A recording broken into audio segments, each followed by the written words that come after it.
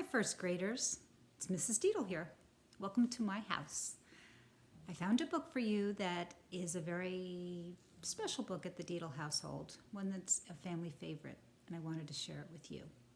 The name of the book is called My Father's Dragon. It's written by Ruth Stiles Gannett and illustrated by Ruth Chrisman Gannett. Here goes.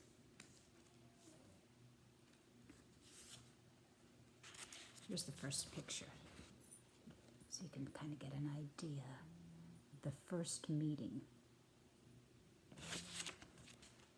My father meets the cat. One cold, rainy day, when my father was a little boy, he met an old alley cat on his street. The cat was very drippy and uncomfortable, so my father said, "Wouldn't you like to come home with me?" This surprised the cat. She had never before met anyone who cared about old alley cats. But she said, "I'd be very much obliged if I could sit by a warm furnace and perhaps have a saucer of milk." "We have a very nice furnace to sit by," said my father, "and I'm sure my mother has an extra saucer of milk."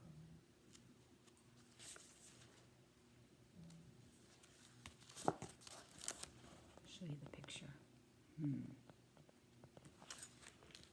My father and the cat became good friends, but my father's mother was very upset about the cat. She hated cats, particularly old, ugly alley cats. "Elmer Elevator," she said to my father, "if you think I'm going to give that cat a saucer of milk, you're very wrong. Once you start feeding stray alley cats, you might as well expect to feed every stray in town, and I'm not going to do it."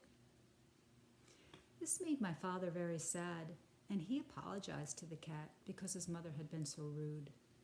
He told the cat to stay anyway, and that somehow he would bring her a saucer of milk each day. My father fed the cat for 3 weeks, but one day his mother found the cat's saucer in the cellar, and she was extremely angry. She whipped my father and threw the cat out the door.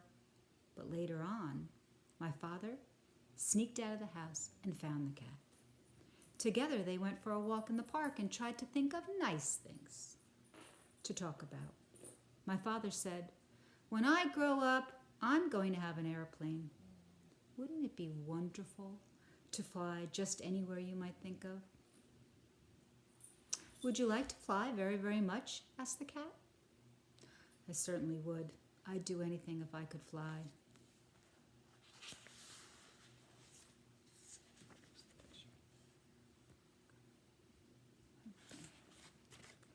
"Well," said the cat, "if you'd really like to fly that much, I think I know of a sort of a way you might get to fly while you're still a little boy."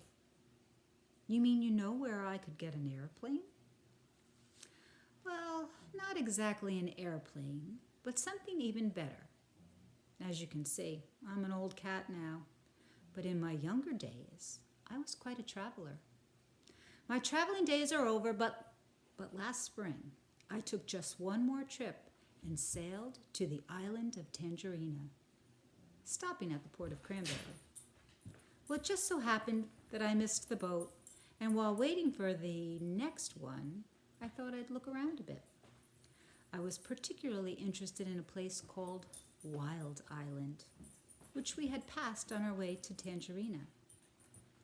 Wild Island and Tangerina are joined together by a long string of rocks, but people never go to Wild Island because it's mostly jungle and inhabited by very wild animals. So I decided to go across the rocks and explore it for myself.